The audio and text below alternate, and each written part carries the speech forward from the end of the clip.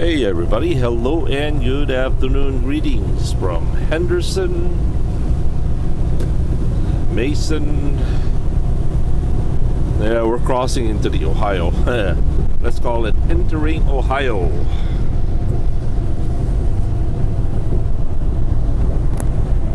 Henderson, West Virginia. But we are now just in the Ohio River, and greetings from Ohio.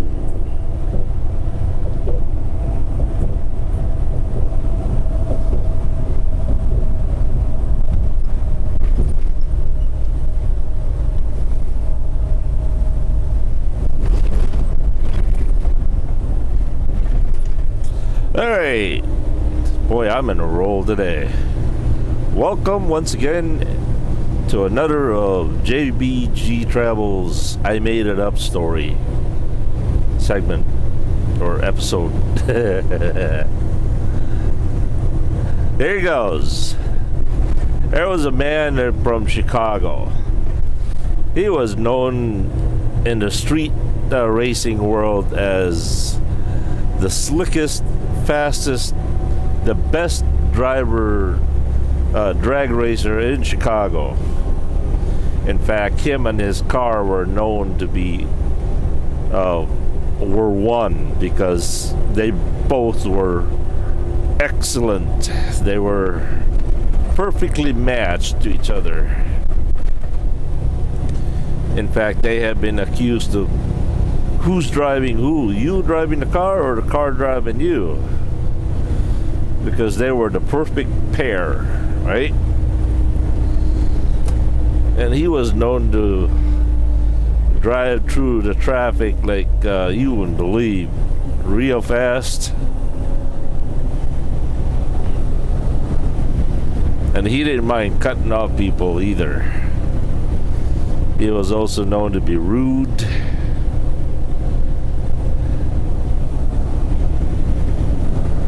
He did whatever he could to win and get through the traffic jam. Alright. One day, he was invited by his cousin to go down to Los Angeles. So he decided to drive his car down there. By the time he got down to Kansas, there was no other station out there that he could listen to except for one. There was one station that was playing, and that was the only thing that was available to listen to, and it was a preacher. The preacher was talking to the preacher was preaching on the radio and said, "Oh, this has got to be better than nothing at all." So he listened to the preacher, right? So, as he listened, he began to understand what Christianity was about, what God wanted, what God required of us, and he saw himself as a very, very sinful person. Well, by the time he got down to Tulsa, Oklahoma, he had to pull over. He had to pull over and confess his sin. He asked God forgiveness. He accepted Jesus Christ as his Lord and Savior. And right there at that moment, he was a changed man. He didn't want to speed anymore. He didn't want to cut people off anymore. He wasn't rude anymore. He wasn't cussing anymore. And so the journey continues on to Los Angeles. As he drives, he noticed that his car tends to bear left. All of a sudden, the car just want to go left or right, or the car just want to speed up and slow down, and as if this car was possessed. This car had an evil spirit somewhat, because this car would just want to do whatever it wanted to do. He didn't want to do it, but this car had a mind of its own.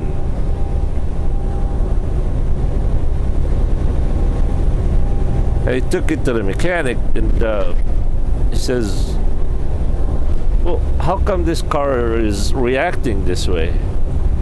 He says, the mechanic goes, well, he says, he asked the mechanic, how come this car is driving this way? And the mechanic answered him, well, when you left Chicago, did you always drive this way, that way, this way, that way?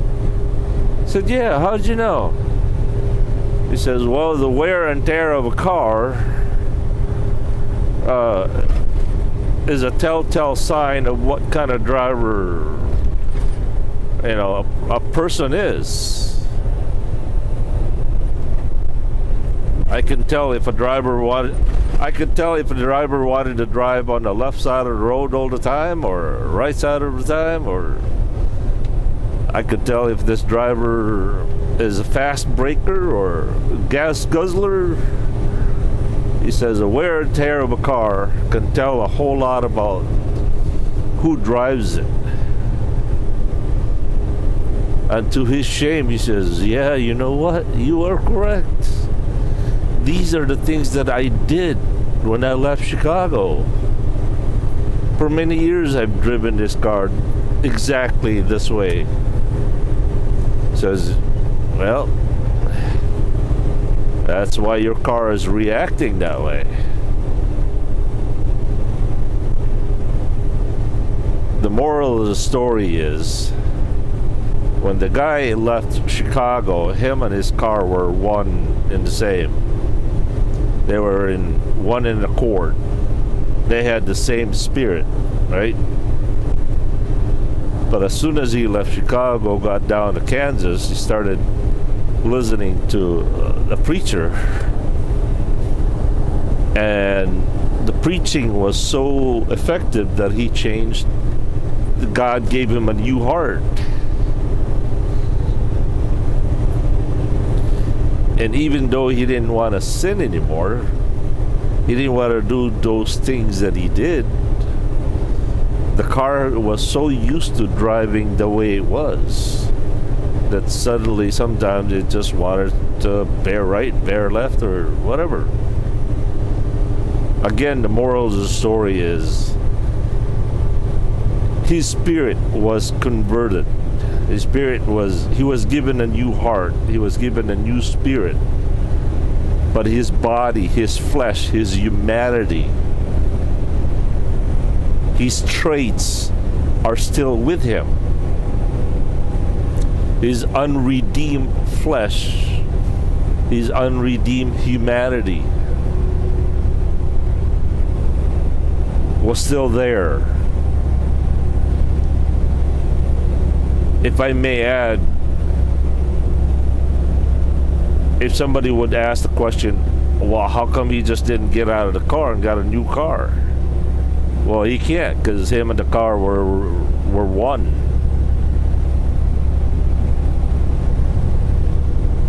That's exactly the same as what a saved person is. Even though your spirit is already been saved, you have been given a new heart, a heart of Christ, a new spirit. But your flesh, I'm not talking about your bones and your skin. I'm talking about your desires are still there. Your humanity, your fallenness. And if I also may add, by the time when the driver got to Tulsa, Oklahoma, he drove that car all the way to Los Angeles, and he had to fight that car because the car wants to go left, and even though he didn't want to go left, sometimes the car would want to speed up. He didn't want to speed up. So on the way from Tulsa, Oklahoma to Los Angeles, He had to fight that car every mile and every step of the way. And that, my friend, is basically what Christianity is. Even though you are saved, you're still going to have your struggles because your traits and your fallen nature is still with us. It's still with you because we are still in this life. Upon death, then the car and the driver will be separated, and he will no longer be wearing that cinder block around his neck. And that, my friend, is a reference to a previous video of this video. So as long as we are, I'm not an alcoholic, I'm not a drug addict, but I could imagine that even a dried up, recovered alcoholic that's been,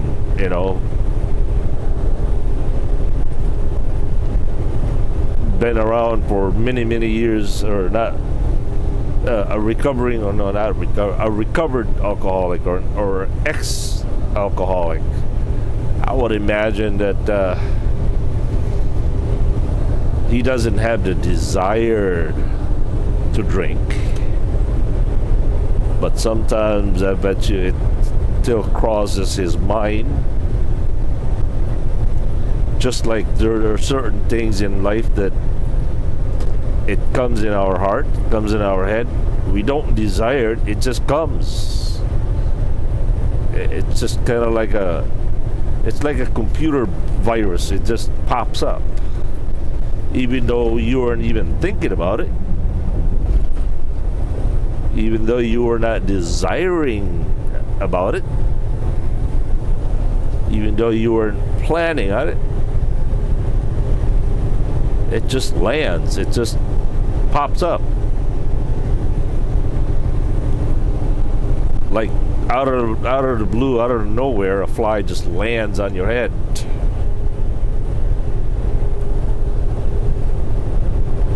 Well, that fly and that virus is always going to be around us as long as we're on this life. Good news is the life to come, that will no longer exist. And that, my friend, is one of the greatest news.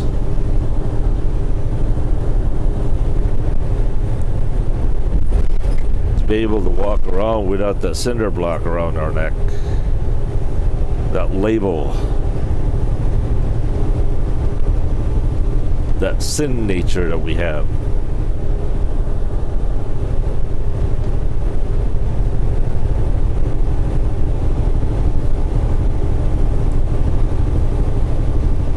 What do you think? What are your thoughts? Leave a comment. Remember, just a friendly reminder, none of you are captured audience. You can turn this video at any time, anywhere, and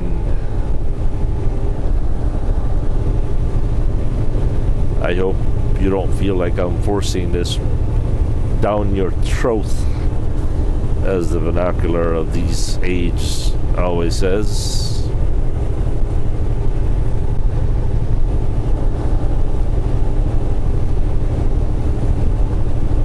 And that was brought to you by Milk Biscuit, available at the Flying J, soon to be available at the Love's Truck Stop. Peace.